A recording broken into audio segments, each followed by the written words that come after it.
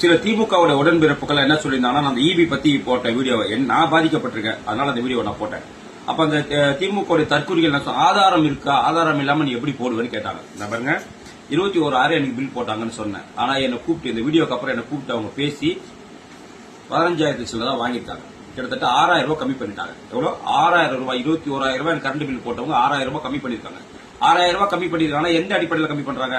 அப்ப அவங்க தவறு பண்ணிருக்காங்க, அவங்க சிஸ்டத்திலேயே ப்ராப்ளம் இருக்கிறதாவும், இதனால வாடிக்கையாளருக்கு எங்களுக்கும் பிரச்சனை வருது. ஆனா எங்களுக்கும் இதுக்கு சம்பந்தம் இல்ல, எங்களோட சாப்ட்வேர் அப்படி டிசைன் பண்ணி வச்சிருக்காங்க, அதுவே கால்குலேட் பண்ணிக்குது. இப்ப நாங்களே ரிக்வெஸ்ட் பண்ணி நீங்க அதிகமா போட்டுட்டீங்கன்னு சொல்லிட்டு நாங்க மேலிடத்துக்கு ரிக்வெஸ்ட் பண்ணி அதுக்கப்புறம் தான் இதை நாங்க வாங்கவே முடியும். அதனால இப்போதைக்கு எங்களால உங்களுக்கு 6,000 ரூபாய் நாங்க ரெடியூஸ் பண்ண முடியும் அப்படின்னு சொல்லிட்டு 6,000 ரெடியூஸ் பண்ணி 15,000 மட்டும் கட்டினா போதுன்னு இந்த பில்ல கொடுத்திருக்காங்க. அப்ப அவன் தப்பு பண்ணிருக்கான்னு அர்த்தம். அப்ப திமுக அரசு, திமுகவுடைய மின்சாரத்துறை தப்பு பண்ணிட்டு இருக்கு. என்ன மாதிரி எத்தனை பேரு கோடிக்கணக்கான மக்கள் கிட்ட இப்படி கொள்ளையடிச்சிருப்பாங்க. நிறைய புகார்கள் இருக்கு. என் வீட்டுல பிரச்சனை இருந்ததுங்க, நான் சரி பண்ணிட்டேன்.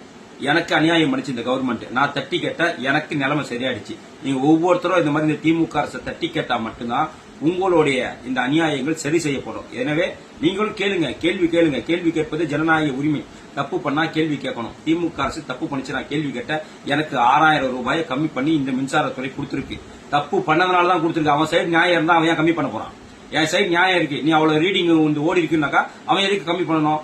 அப்ப இதுல தப்பு நடந்திருக்கு, அவனே தவறுதலாக கணக்கு போட்டிருக்கான் அப்படிங்கிற காரணத்துக்காக தானே எனக்கு இதை கம்மி பண்ணிருக்காங்க. என் வீட்டுல நல்லது நடந்திருக்குங்க. நான் இறங்கி போராடுறதுனால ஒவ்வொருத்தரும் இந்த மாதிரி இறங்கி போராடினாக்கா உங்களுக்கு நடக்கக்கூடிய அநியாயங்கள் தடுக்கப்படும்.